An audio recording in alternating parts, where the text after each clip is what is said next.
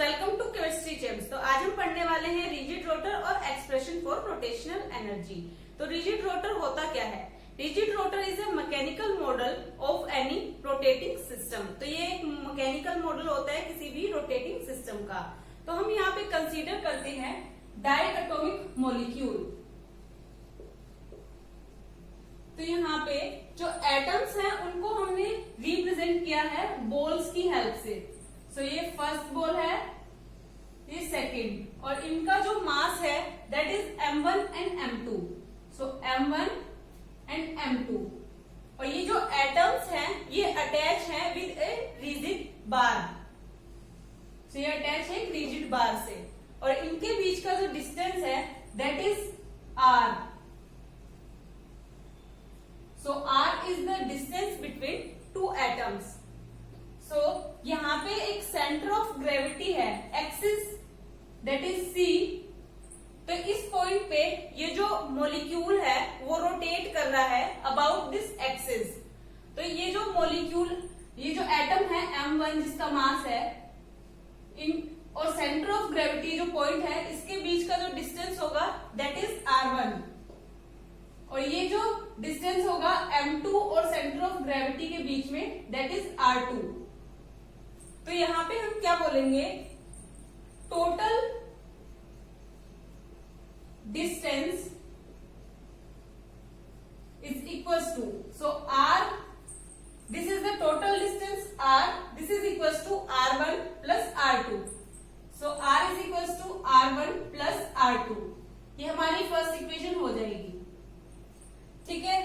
For the centre of gravity यहाँ पे एक इक्वालिटी टर्म आ जाएगी that is m1 r2, m1 r1 is equal to m2 r2।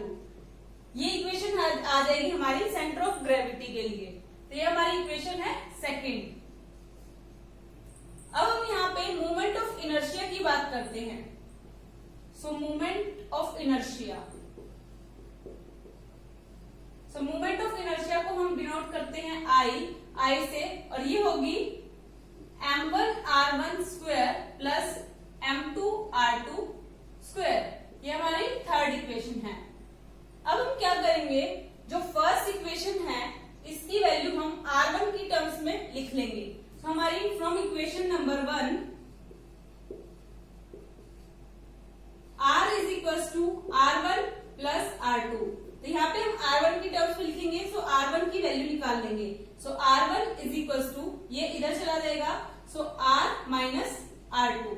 ये हमारी r1 की वैल्यू आ गई। तो अब ये वैल्यू हम पुट करेंगे इक्वेशन नंबर सेकंड में।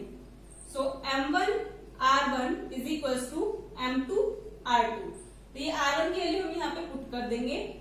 m1 r minus r2 is equal to m2 r2।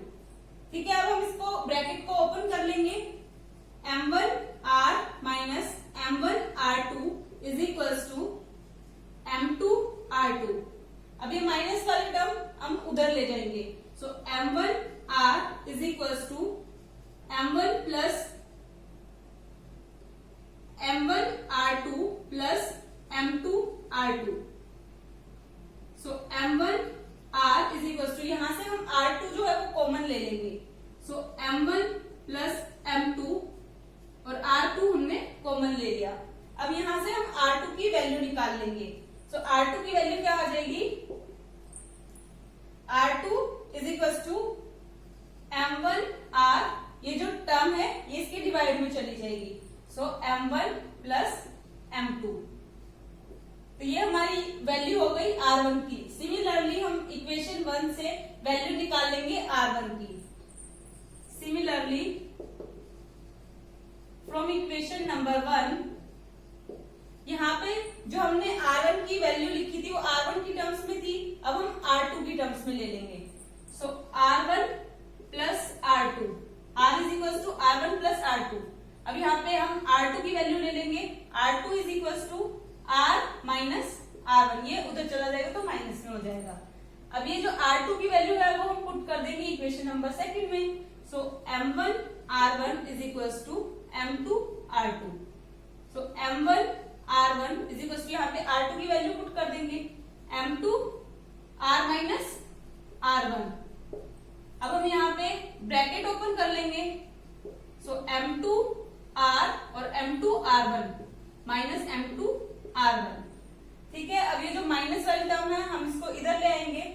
So m1 r1 plus m2 r1 is equals to m2 r। ठीक है, अब हम क्या करेंगे, यहां से r1 जो है वो कॉमन ले लेंगे। So r1 m1 plus m2 is equals to m2 r। तो अब हम यहां से r1 की वैल्यू निकाल लेंगे। सो r1 की वैल्यू क्या हो जाएगी यहाँ पे m2 r divided by m1 plus m2। तो यहाँ पे हमारी r1 और r2 की वैल्यू आ गई। ठीक है, अब हम क्या करेंगे,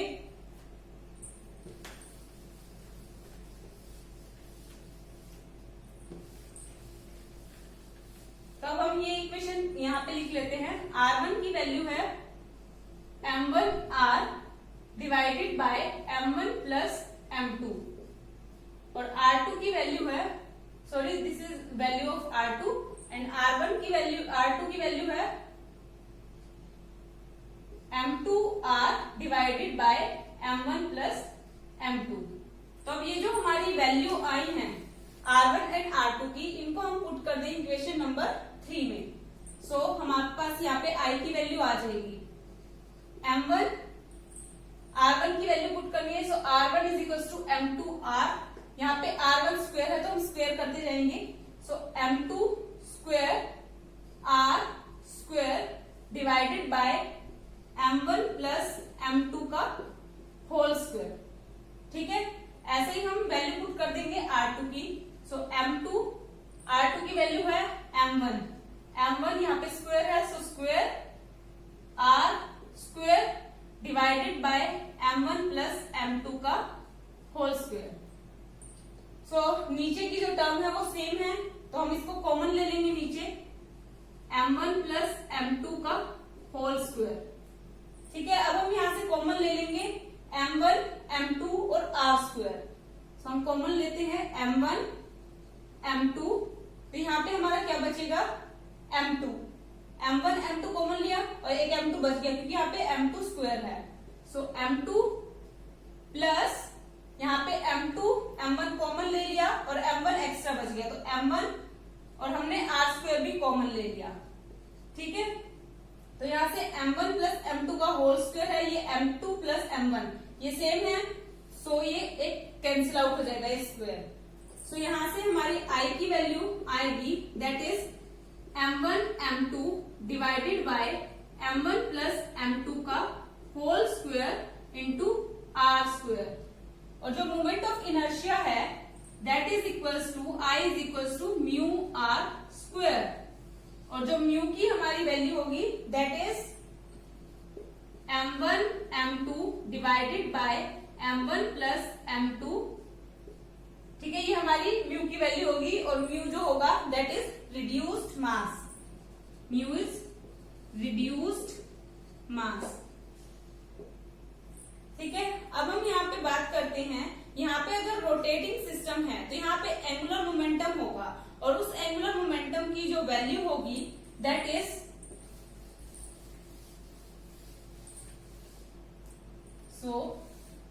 value of angular momentum is defined by L is equal to I omega.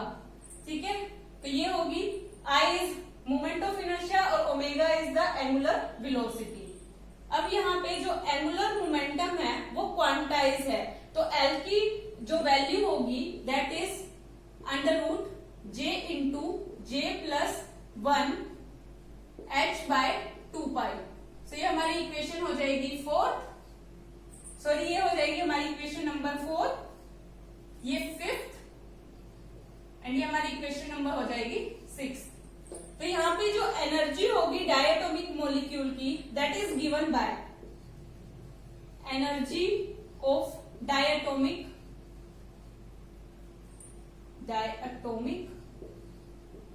molecule is given by, so that is equals to EJ is equals to half I omega square.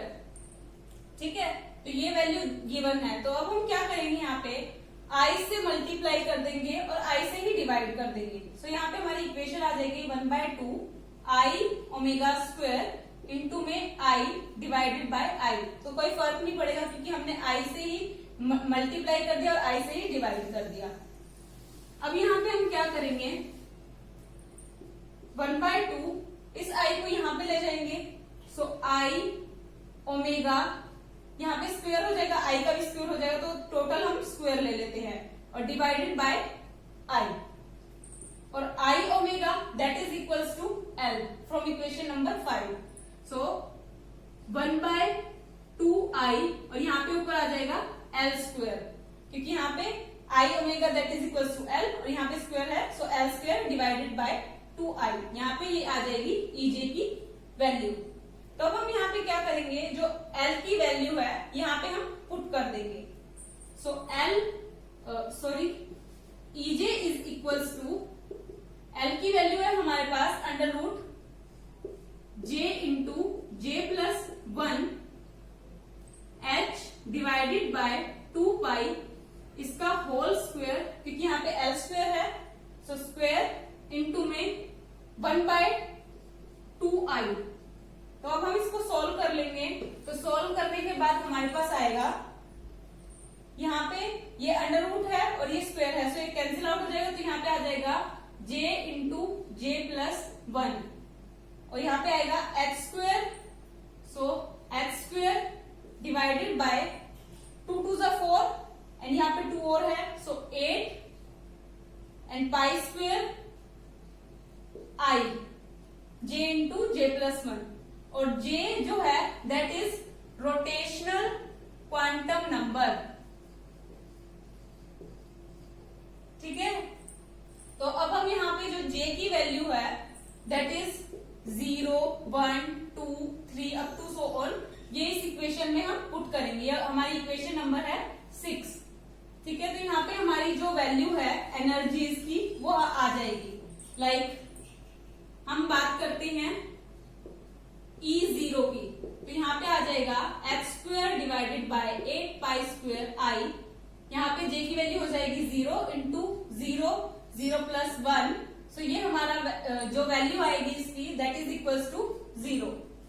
अब हम बात करें E1 की, सो हम यहाँ पे j की value जो है वो 1 पुट करेंगे, सो h square divided bye 8 pi square i into 1 into 1 plus 1, सो यहाँ पे आ जाएगा 2, सो 2h square divided bye 8 pi square i। ऐसे ही हम E2 निकाले, सो h square divided bye 8 pi square i into यहाँ पे हम 2 पुट कर देंगे, 2 into 2 plus 1, so 3 into 2 6h square divided bye 8 pi square i। तो इससे हमको जो एनर्जी लेवल डायग्राम है वो शो होगा, दैट इज, सो यहाँ पे है रोटेशनल एनर्जी। तो यहाँ पे जब 0 है j की वैल्यू यहाँ पे 1 देन 2 देन 3 4 5। तो यहाँ पे क्या है, जब j की वैल्यू यहाँ पे इंक्रीज हो रही है तो एनर्जी लेवल्स के बीच की जो स्पेसिंग है वो भी इंक्रीज हो रही है। लाइक यहाँ पे तो जो वैल्यू थी एनर्जी की वो 0 थी, यहाँ पे 2h square divided bye 8 pi square i, यहाँ पे जो वैल्यू होगी 6h square divided bye 8 pi square i, और जहां यहाँ पे जो वैल्यू होगी 12h square divided bye 8 pi square i, यहाँ पे होगी 20h square divided bye 8 pi square i, 30h square divided bye 8 pi square i। तो इससे हमको ये कंक्लूजन मिलता है, जो j की वैल्यू इंक्रीज हो रही है तो यहाँ पे जो स्पेसिंग है एनर्जी लेवल्स के बीच की वो भी इंक्रीज हो रही है। ठीक है, so that's for this video guys. This is the rotational rigid rotor और expression for rotational energy diagram. So hope you like this video.